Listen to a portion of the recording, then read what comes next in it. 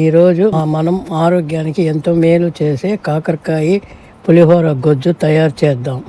కాకరకాయల fibre, anti ఆక్సిడెంట్లు సమృద్ధిగా ఉంటాయి. ఇది జీర్ణక్రియను మెరుగుపరచడంలో, రక్తంలో చక్కెర స్థాయిలను నియంత్రించడంలో సహాయపడుతుంది.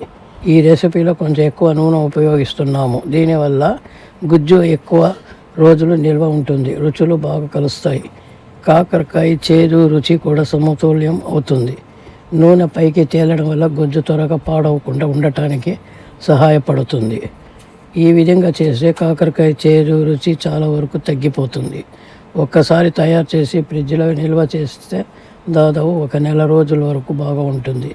ప్రతిసారి కొద్దిగా వేడి చేసి వేడి అన్నంలోకి కలుపుకొని తింటే అద్భుతమైన రుచి వస్తుంది. లంచ్ బాక్స్కి కూడా ఇది చాలా మంచి క్విక్ రెసిపీ. ముందుగా పొడి కోసం తీసుకున్న పదార్థాలు: మెంతులు 1 టేబుల్ స్పూను, ఆవాలు 1 టేబుల్ స్పూను, జీలకర్ర 1 టేబుల్ స్పూను, మినపప్పు 1/2 కప్పు, ధనియాలు 3/4 కప్పు, తెల్ల నువ్వులు 3/4 కప్పు, ఎండుమిర్చి 2 నుంచి 3.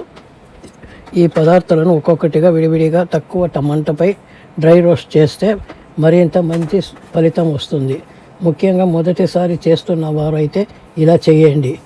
నేను మాత్రం సమయం ఆదా కోసం అన్ని పదార్థాలను కలిపి తక్కువ మంటపై బాగా డ్రై రోస్ట్ చేసుకున్నాను.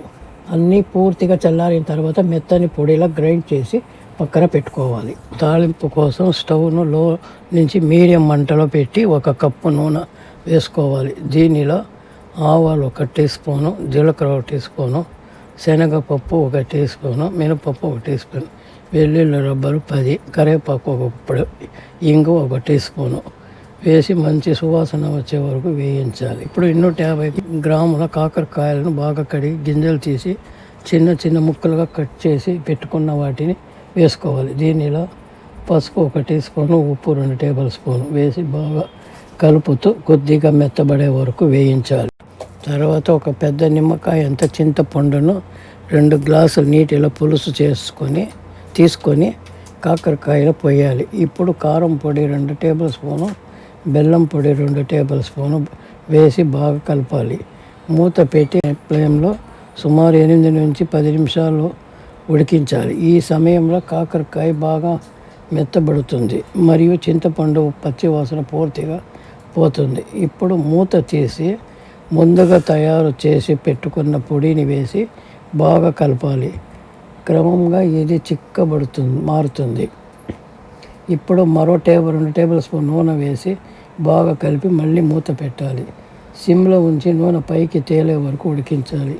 ఈ దశలో గుజ్జు చాలా మంచి టెక్స్చర్తో సిద్ధమవుతుంది.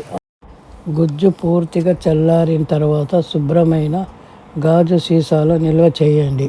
తడి లేదా తేమ తగలకుండా చూసుకుంటే ఫ్రిడ్జ్లో దాదాపు 1 నెల రోజుల వరకు నిల్వ ఉంటుంది. వేడి అన్నంలో కొద్దిగా నెయ్యి వేసుకొని ఈ కాకరకాయ పులిహోర గుజ్జు కలుపుకొని తింటే రుచి అద్భుతంగా ఉంటుంది.